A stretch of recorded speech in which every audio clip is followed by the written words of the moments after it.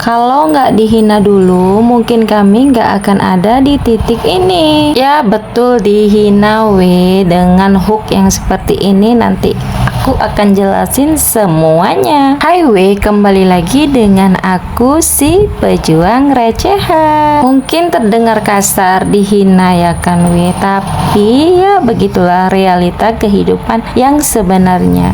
Bukannya bangga dengan apa yang saat ini sedang dicapai atau dikerjakan, tapi kalau dulu nggak digituin, mungkin tuh kita tuh sampai sekarang masih makan gaji atau kerja ikut orang we. Dan untuk kata-kata itu dulu kami sih masih berucap terima kasih kali udah berkata seperti itu dan membuat motivasi seperti ini untuk kami. Kalau kalian tahu dulu perjuangan kami untuk bisa jualan sendiri itu pengen ceritanya tuh sambil nangis rasanya kalau inget-inget dulu gimana susahnya merintis, gimana susahnya semua itu harus dihadapin berdua dari mulai pindahan, nyari kontrakan, nyari kompor, semua itu serba second dan satu lagi yang harus dijual itu ya mas kawin terjual dan sampai sekarang belum terbeli. Ya sampai sekarang ini mungkin bukan belum mampu beli, tapi ada yang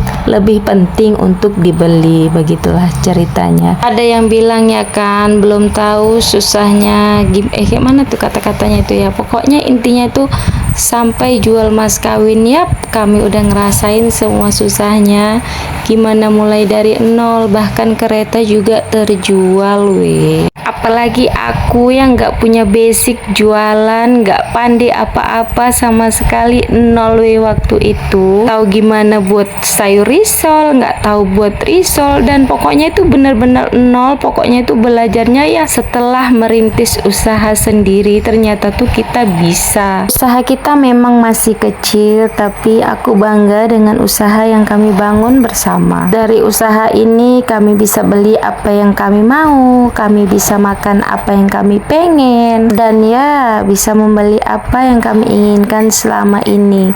Tempat untuk pulang tidak besar tapi nyaman karena isinya adalah kebersamaan di sana. Alhamdulillah dari kata-kata itu kami mempunyai tekad kalau mereka bisa, kenapa kita nggak bisa? Dan ya usaha kami memang tidak besar seperti mereka, seperti yang lainnya. Tapi di sini kami bangun bersama, di sini kami isi cerita, di sinilah suka duka itu kami rancang bersama. Walaupun tidak semaju mereka, walaupun tidak lebih besar dari mereka, tapi ya inilah rezeki kami. Walaupun prosesnya panjang, walaupun jalannya berliku, tapi alhamdulillah bisa kami lewati bersama. Karena aku yang gak tahu apa-apa ini kini menjadi hobi dengan apa yang kulakukan saat ini. Ternyata jualan sendiri itu seenak ini enaknya tuh di mana? Enaknya tuh di sini. Kita tuh sendiri yang ngatur waktu kita sendiri yang mau kita itu